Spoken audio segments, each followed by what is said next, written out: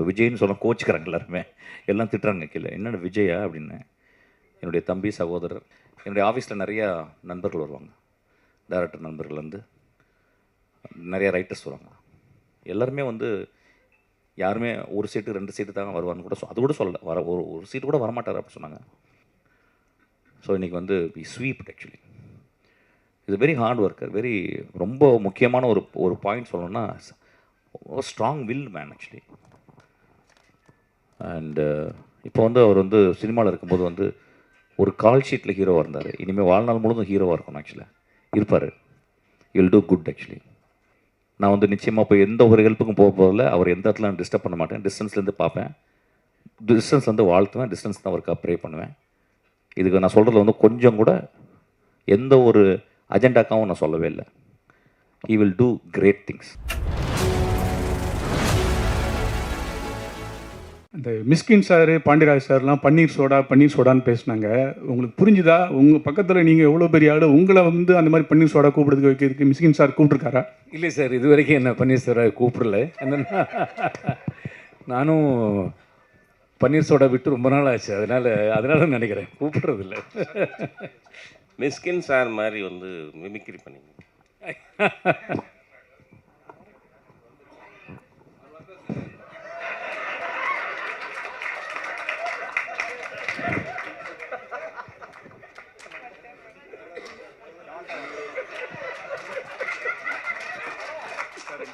Sir, shooting ஸ்பாட்ல Mysskin sir எப்படி பேசுவாரோ அது மாதிரி 2 வார்த்தை நீங்க பேசி காமிங்க சார்.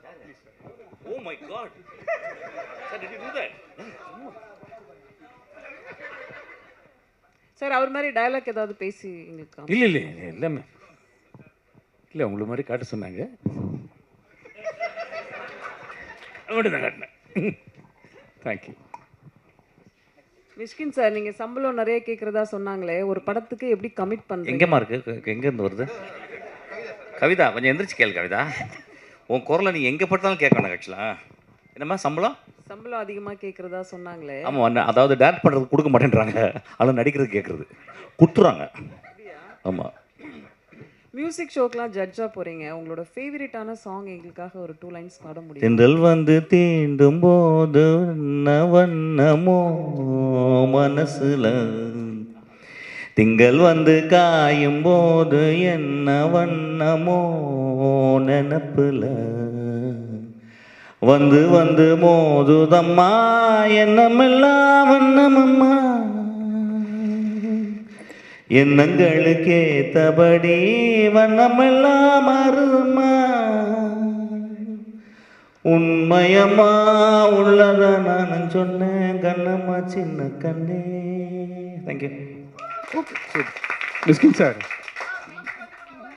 சார், தமிழ் சினிமாவில் இப்படி எல்லாரையும் கூப்பிட்டு பன்னீர் சோடா கொடுத்தீங்கன்னா எப்படி கிரியேட்டிவிட்டி வரும், எப்படி சினிமா சீன் வரும், உடல்நலம் மனநலம் கெடாதா?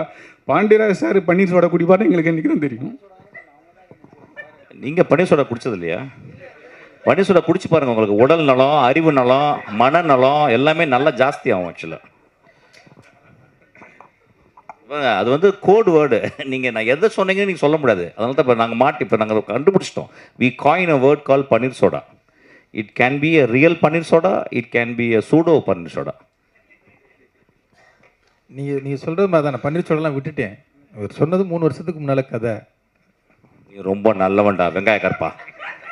ஜெயராம் சார் கூட கொஞ்சம் வருத்தப்பட்டாரு, என்னை கூப்பிடவே மாட்டுறாங்க. எங்க சார்? சொல்லுங்கள் சார். என்னை கூப்பிடவே மாட்டுறாங்க பன்னீர் சோடா அதில் அப்படின்னு. எப்போ கூப்பிட போகிறீங்க சார்? நீங்கள் பன்னீர் சோடா சாப்பிட்ற மாதிரி ஐடியா இருக்கா சார்? நாங்கள் சொல்கிறோன்னு நீங்கள் நினச்சி விட்டு நம்மளாம் நினச்சி எல்லோரும் நல்லவங்களா ஆகிட்டீங்களா? எப்படி புரியவே இல்லை எனக்கு. ஏன் சார் நல்லவங்களா வரீங்க?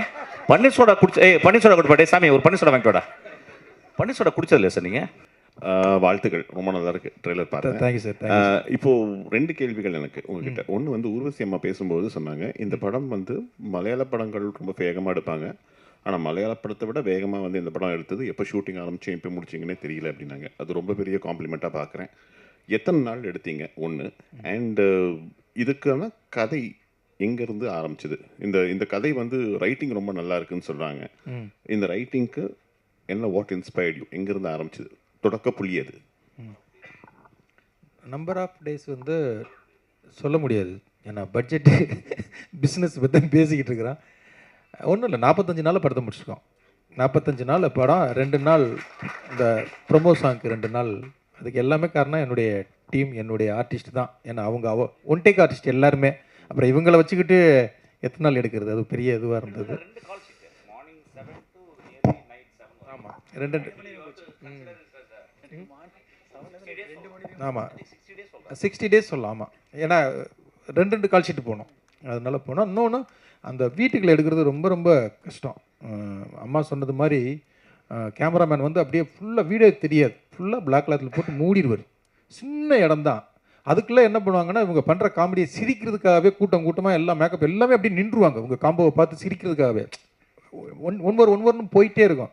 ஆனாலும் அதுக்குள்ள வந்து அம்மா சொன்னது மாதிரி அந்த ரைட்டிங் தான் வந்து அந்த சிரிப்பை வந்து அவ்வளோ கொடுத்தது. அதுக்காக இதுவாச்சு. அது ரைட்டிங்காக வந்து அந்த படத்துக்கு நான் 3 வருஷத்துக்கு முன்னாலே எழுதினேன். இது வந்து லாக்டவுன் டயத்துலேயே அந்த கதையை நான் எழுதிட்டேன். ஒரு சின்ன ஸ்பார்க் தான். என்னுடைய அஸ்வின் அசிஸ்டண்ட்டு, கப்புள் ஃப்ரெண்ட்லி டைரக்டர்னால அவன் வந்து ஒரு வெப் சீரிஸ் சொன்னான், இதை பாருங்கள் உங்களுக்கு ரொம்ப பிடிக்கும் அப்படின்னு சொன்னான். அந்த ஹிந்தியில் வந்து குல்லக் அப்படின்னு சொல்லி சோனியில் இருக்கும் அந்த வெப் சீரிஸ். அதை நான் பார்த்தேன்.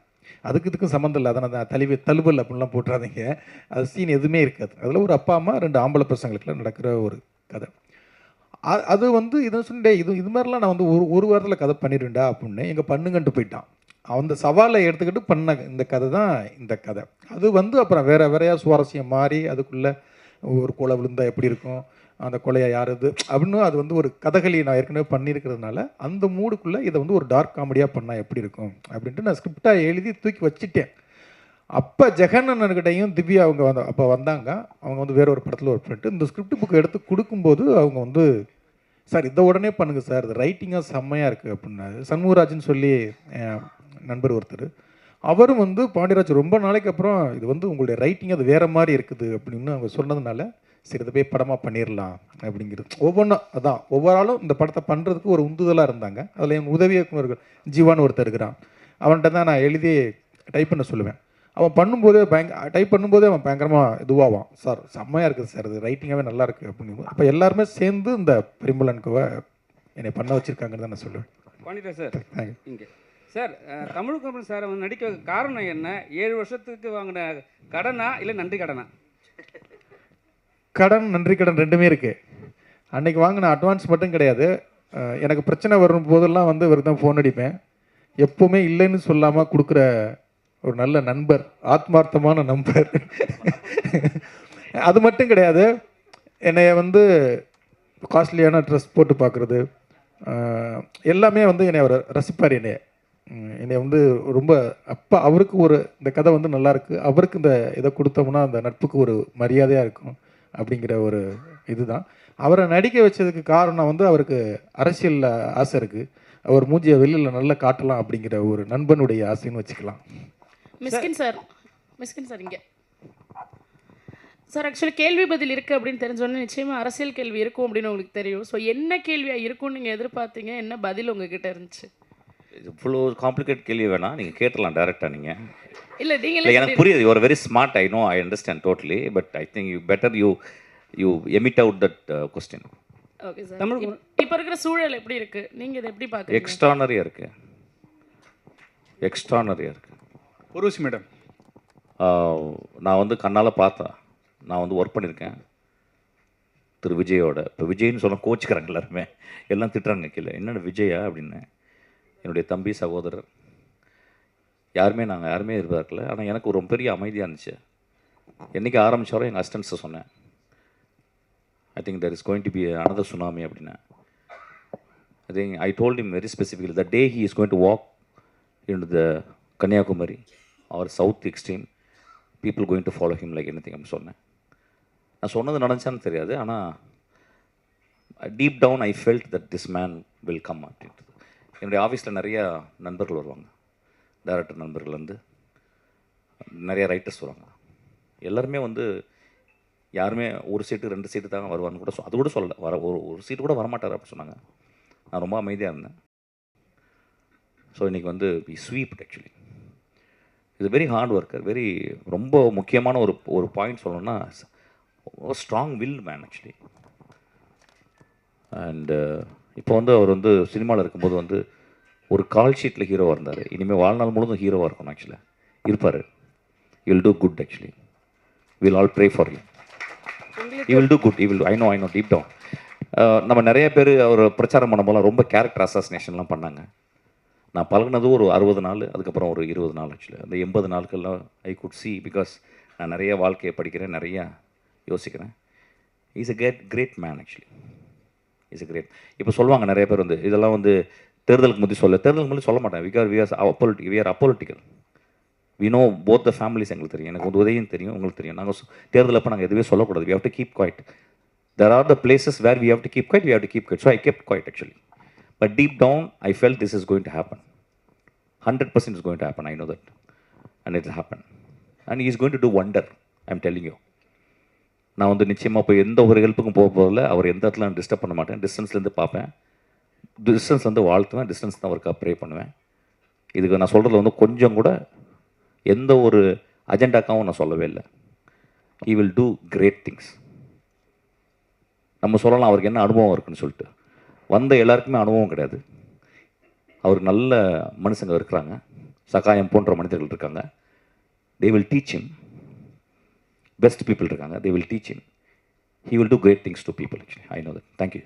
தமிழ்குமார் சார், உங்களுக்கு இன்ட்ரெஸ்ட் இருக்கா சார் இப்போ நீங்க விஜய் சார் என்னம்மா? ஃபியூச்சர்ல உங்களுக்கு பாலிடிக்ஸ் எனக்கு பாலிடிக்ஸே கிடையாதுமா. எனக்கு வந்து சினிமாவில் எது செத்து போயிடணுமா, சினிமாவில் டேரக்ட் பண்ணிகிட்டே செத்துடும்.